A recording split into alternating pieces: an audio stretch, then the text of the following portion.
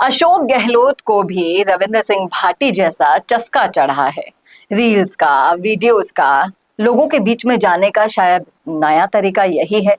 लेकिन अब वो राजनीति करने का वक्त गया साहब, जो आप पहले किया करते थे। अब उन साजिशों की, षड्यंत्रों की राजनीति से कोसों दूर नए तरीके की राजनीति के गुर सीखने होंगे आपको। बीकानेर दौरे में ऐसा क्या क्या हुआ जिनसे सीख लेनी चाहिए अशोक गहलोत को, और बीकानेर में किस तरीके से पायलट की फिर से जीत हुई, ये भी हम आपको बताएंगे इस वीडियो में, इसलिए बने रहेगा आखिर तक हमारे साथ। नमस्कार, मैं हूं चेतना शर्मा, आप देखना शुरू कर चुके हैं संवाद भारत का, भारत के लिए। और इस मुद्दे पर खास बातचीत करने के लिए मेरे साथ मौजूद है हमारे editor in chief Varun Panchali ji. तो वरुण सर, जिस तरीके से बीकानेर में दौरा रहा अशोक गहलोत जी का, वहां फिर से राजनीति वहीं पोस्टर से शुरू हुई। पोस्टर से फिर से एक बार सचिन पायलट नदारद रहे। हालांकि मीडिया को बाइट देते हुए वो कहते तो हैं कि पोस्टर वोस्टर के मामले में हमें नहीं पड़ना चाहिए, ये राजनीति करने का मुद्दा नहीं है।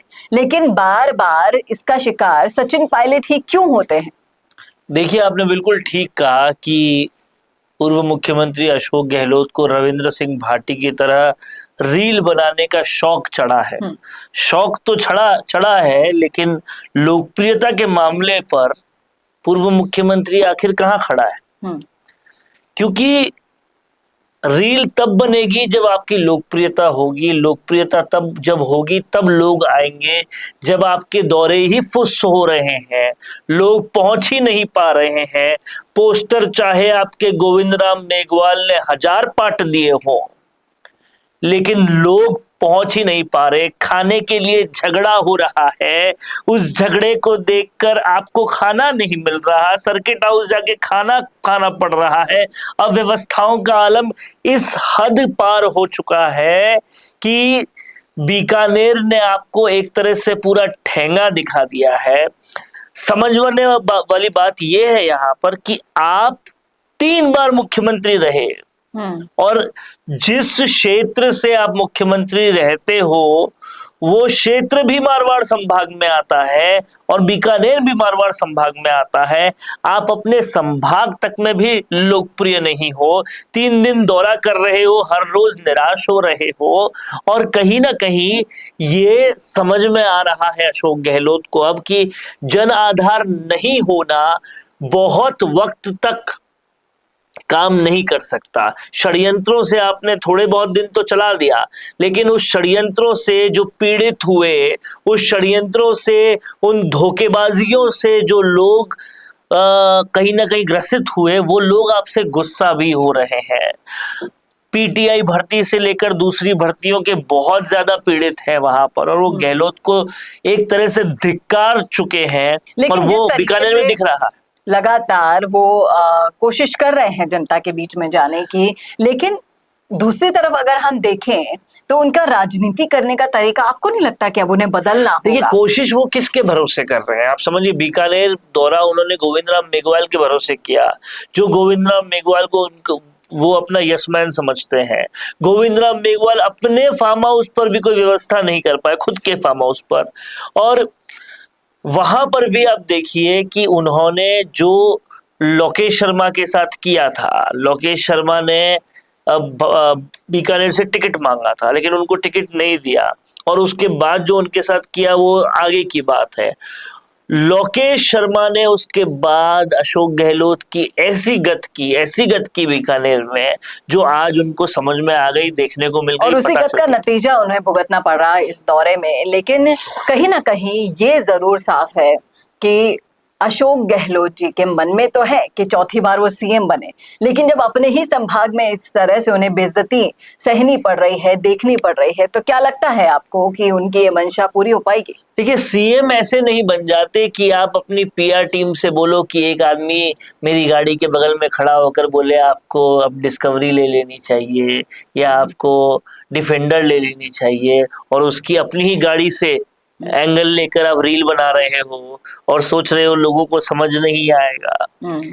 इस तरह की पीआर टैक्टिक्स से आप कुछ नहीं बन सकते। देखिए, और पायलट को हटाना आपको नहीं लगता कि लोकप्रियता को भी हटा देना है? क्या पता पोस्टर में पायलट की फोटो होती, भले ही ना आते पायलट। अरे कैसे पायलट की फोटो होती है? आप समझ कर तो देखिए कि जिस शख्स ने जब उसके पास सत्ता थी, जब उसके पास पावर थी, तब पूरे 5 साल निकाल दिए पायलट को खत्म करने में। और अब जब पावर नहीं है तो वो पायलट को तवज्जो देगा, ऐसा हो ही नहीं सकता। जब अगर तवज्जो देनी होती तो सारी पावर तुम्हारे पास है, थोड़ी बहुत दे देते पायलट को, तो तुम्हारा बड़प्पन भी दिखता। अब आपके पास पावर भी नहीं है, अब आप क्या दोगे? जब आपके पास थी तब आपने नहीं दी। और साफ और सितरी सी बात है कि सचिन पायलट आज अगर चाहें और आज अगर अपने कार्यकर्ताओं के साथ गहलोत के खिलाफ कोई धावा बोले तो गहलोत कहीं के नहीं रहेंगे। लेकिन ये उनकी पार्टी के प्रति निष्ठा है, उनके संस्कार हैं, जो इतना सब कुछ होने के बावजूद भी, और लगातार हो रहा है। अब भी आप देखिए पायलट के पोस्टर्स नहीं लगाना, लगातार ये चीजें हो रही है। ये बताता है कि पूरी तरह से अशोक गहलोत फेल है। और दूसरा बड़ा कारण यह है कि अभी जो सरकार चल रही है उसमें कांग्रेस एज विपक्ष पूरी तरह से फेल है। तो जनता कांग्रेस को कहीं देखती ही नहीं है। वो जब अब विपक्ष को देखती है तो हनुमान बेनीवाल को देखती है, रविंद्र सिंह भाटी को देखती है, वो देखती है नरेश मीणा को, वो कांग्रेस को देखती ही नहीं है। और उस पर से जब अशोक गहलोत आ जाते हैं तो उनकी यादें ताजा हो जाती है एसआई भर्ती घोटाले की, पेपर लीक घोटालों की, पीटीआई भर्ती घोटालों की, और हजारों घोटालों की यादें ताजा हो जाती है। तो वो कोई तवज्जो देते नहीं है। जबरन पीआर टीम से 2-3 लोगों को गाड़ी के पास भेज के रील बनवा के वो चाहते हैं कि वो पॉपुलर हो जाए, और फिर एक ऐसी बाइट में क्वेश्चन पूछा जाए कि चौथी बार सीएम बनेंगे तो कुछ कुछ बोलकर वो सोचते हैं कि पॉपुलर हो जाए। वो अब पॉसिबल है नहीं। अशोक गहलोत युग खत्म हो चुका है। अशोक गहलोत जी को अगर ये लग रहा है कि रील बनाकर लोकप्रिय हुए हैं रविंद्र सिंह भाटी, या लोकप्रियता ऐसे हासिल की है सचिन पायलट ने, तो उन्हें समझना होगा कि इस लोकप्रियता के पीछे वो कट्टर समर्थक हैं जो और जान से मेहनत कर रहे हैं। समर्थक बनते हैं जन आधार से। आप देखिए, भरोसे से, बिना किसी पार्टी के। कांग्रेस नहीं होती तो अशोक गहलोत कहीं पर से भी चुनाव जीत सकते थे क्या? कांग्रेस नहीं होती तो अशोक गहलोत सरपंच भी बन सकते थे क्या? ये वाकई सब लोग जानते हैं। लेकिन आप ये सोचिए कि बिना किसी पार्टी के, बिना कांग्रेस के और बिना बीजेपी, बिना किसी पार्टी के, रविंद्र सिंह भाटी बाड़मेर, जैसलमेर, बालोतरा जितनी इतनी बड़ी लोकसभा में, इतने बड़े इलाके में 6 लाख से ज्यादा वोट लाते हैं। वो भी मारवाड़ संभाग का इलाका है जैसलमेर। 6 लाख से ज्यादा वोट लाते हैं। शिव तो जीत भी जाते हैं। ये मानता कि अशोक गहलोत में है। रील नेता बोलने से पहले ये सोचे तो सही, आपके पास जनाधार इतना भी नहीं है कि आपके बनाए हुए गोविंद राम मेघवाल आपके लिए लोग नहीं ला पा रहे, खाना नहीं अरेंज कर पा रहे, और आप चाहते हो कि आप चौथी बार मुख्यमंत्री बन जाओ।